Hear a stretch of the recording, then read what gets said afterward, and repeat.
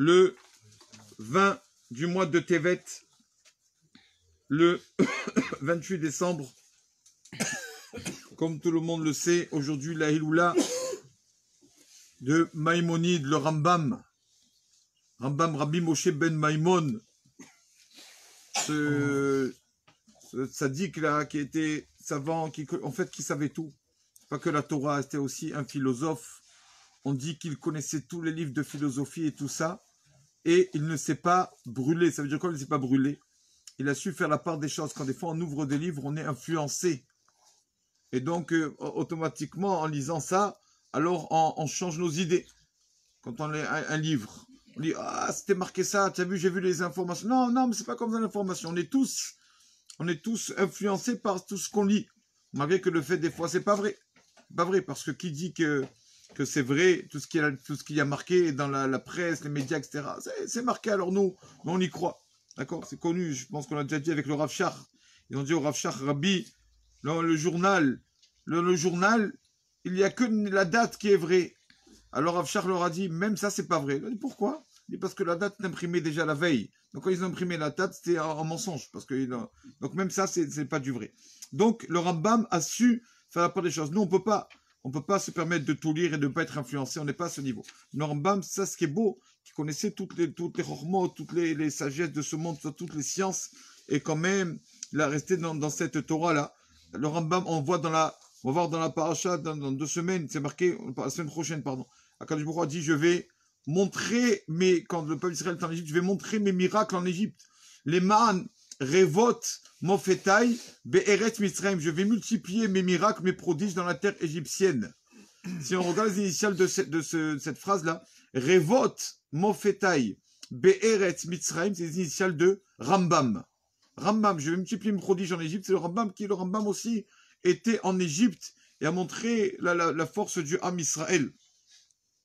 C'est le point que c'est marqué aussi que ce Rambam est né, quand c'est qu'est né le Rambam? Le Rambam est né le 14 du mois de Nissan, veille de Pessah, à exactement 1h moins quart, après-midi. Donc à 12h45. C'est l'heure du Korban Pessah. C'est l'heure du Korban Pessah. Bon, il y a le Korban Tamid, mais c'est pas le Korban, le sacrifice journalier, c'était l'heure du sacrifice qu'on appelle en français l'agneau pascal, le Korban Pessah. Il est né à ce moment-là. Qui c'est qui est né à ce moment-là aussi? Avraham Avinu. Avraham Avinu est né aussi à ce moment-là. Donc, ils sont nés le même jour. Avraham Avinu et le Rambam. Donc, on montre vraiment que c'est voilà, le Rambam. Et donc, il nous a appris, il a un livre, Mishneh Torah, où il y a, je ne sais pas exactement combien, je veux dire que c'est marqué qu'il y a à peu près 1000 chapitres dans ce livre. 1000 chapitres dans ce livre. Et donc, quand il commence le Rambam, déjà, il nous apprend quelque chose. Parce que le Rambam nous parle des lois des études de la Torah, Talmud Torah.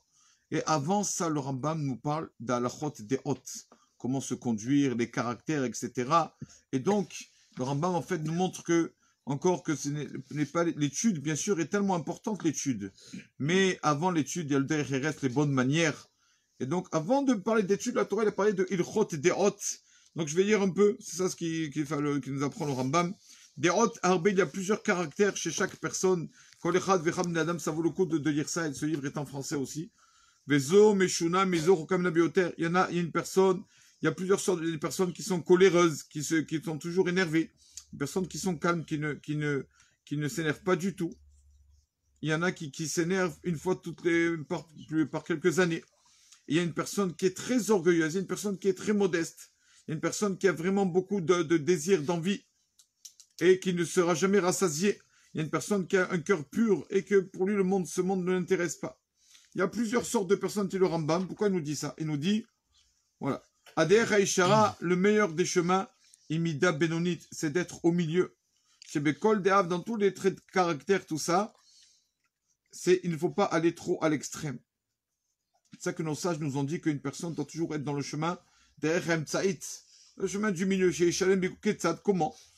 Il ne faut pas d'un côté s'énerver facilement, il dit le Rambam, mais ne soit pas aussi comme un mort qui ne sent rien. Benoni au milieu. Il faut s'énerver sur quelque chose qui mérite de s'énerver. Pour pas qu'on refasse la même chose après. Pareil, et besoin, et ne désire que les choses que ton corps a besoin. et que tu ne peux pas vivre sans cela. Voilà. Pareil pour le travail. Travail pour gagner ce que tu as besoin. Pas en plus de ce qu'on a besoin.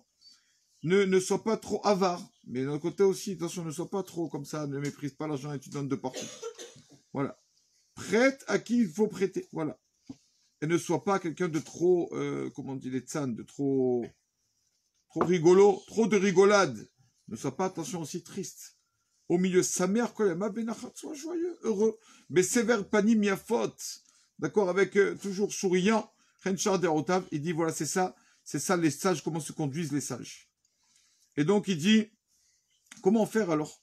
Comment faire? Il dit, étudier, parler sur ça, à force de pratiquer aussi tout ça. Une fois, ça va être dur de ne pas s'énerver. Deuxième fois, après, ça va être beaucoup plus facile. Au début, ça va être dur de se diriger vers le chemin du milieu. Mais après, doucement, doucement, la personne va y arriver comme ça. On a aussi, donc la paracha de cette semaine, le peuple d'Israël. Rachid nous dit sur le Chumash, on commence le deuxième Chumash. Déjà, pardon, voilà.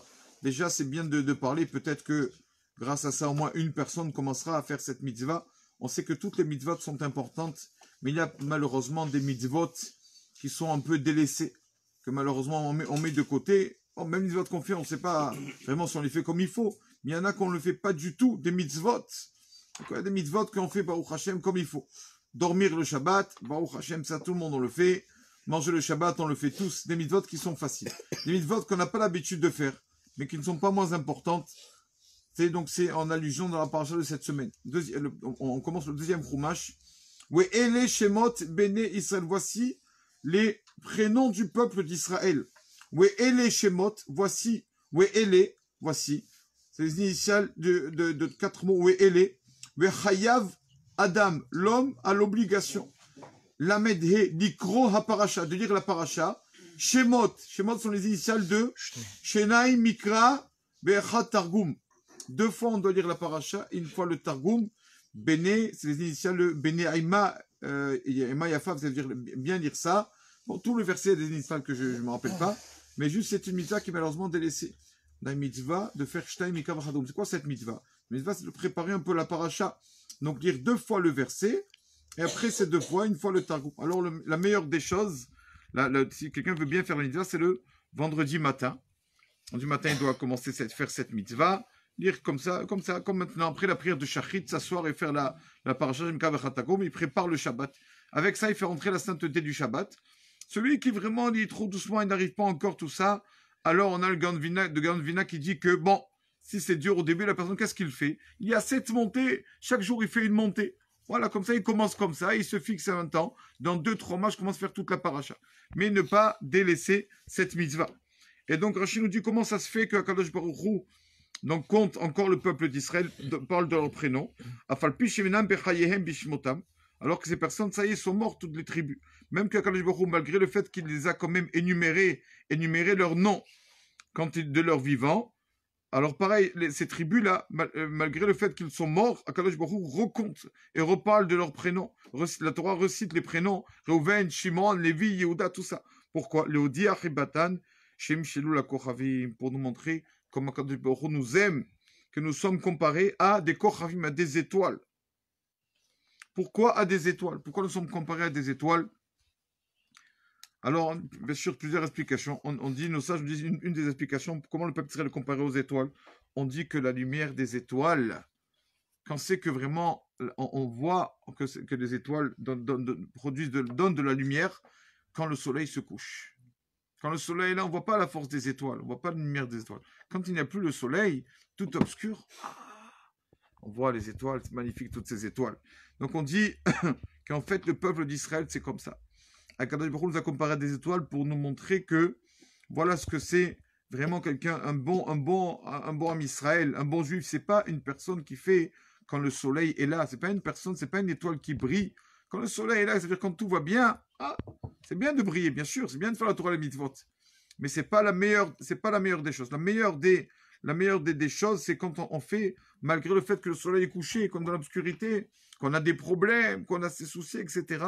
Alors l'étoile vient et avec ses mitzvot brille. Le peuple d'Israël comme ça, même malgré de l'obscurité, quand même faire les mitzvot, c'est ça, la mitzvah a beaucoup plus de valeur, comme on a vu, Mishnah Davot, les fum tsahara agra. La récompense de la mitzvah, ce n'est pas dans la quantité de la mitzvah, la qualité. Quand une personne n'a pas envie, il n'y a pas de soleil, ça va pas. Et quand même, il fait sa Torah et ses mitzvot, et cette étoile-là qui illumine, alors cette étoile a beaucoup plus on fait beaucoup plus de bien à la nature qu'une étoile qui brillera pendant que le soleil est là, parce que le soleil est là, on n'a pas besoin. Donc c'est ça ce que ça nous apprend le peuple d'Israël. On ne fait pas les choses que quand on est bien. On a vu dans la Gemara de Souka avec le peuple d'Israël et les autres nations, quand ils voudront faire la mitzvah des autres nations, la Gemara dit que quand on verra un soleil tellement chaud que les autres nations sortiront dans la Souka, ils feront la Souka, et quand le soleil sera tellement chaud, les nations sortiront, donneront un coup de pied dans la Souka parce qu'il fait tellement chaud. C'est la différence. Nous, même que des fois on est mystère, on a de la peine, on n'arrive pas, on fait la Torah et les mitzvot. C'est ça que nous a comparé justement à ça aussi, à ces étoiles-là. D'accord? Surtout nous qui habitons en diaspora, qu'on ne mérite pas encore d'habiter en Eretz Israël, encore plus. C'est pas facile. Quand on habite en Israël, on voit tout le monde achète vendredi pour le Shabbat. Tout le monde vendredi soir, on se voit sur le chemin de la synagogue. On part de la maison ensemble, on rentre ensemble. Il y a une ambiance. On entend les voisins chanter les chants de Shabbat. On entend les paroles de Torah. C'est beaucoup plus facile. Mais malheureusement, en diaspora, c'est pas l'ambiance. Malheureusement, ne sont pas du tout cette ambiance. Et quand même, il n'y a pas ce soleil là qui nous fait briller. Et quand même, faire le mitzvot, pourquoi il dit ça? Ça, Menam Bechaim Kajibroud compte ces mitzvot qui sont comme des étoiles qui brillent malgré l'absence du soleil, parce que c'est ça que Hachem veut. Baruch Adonai Leolam. Amen.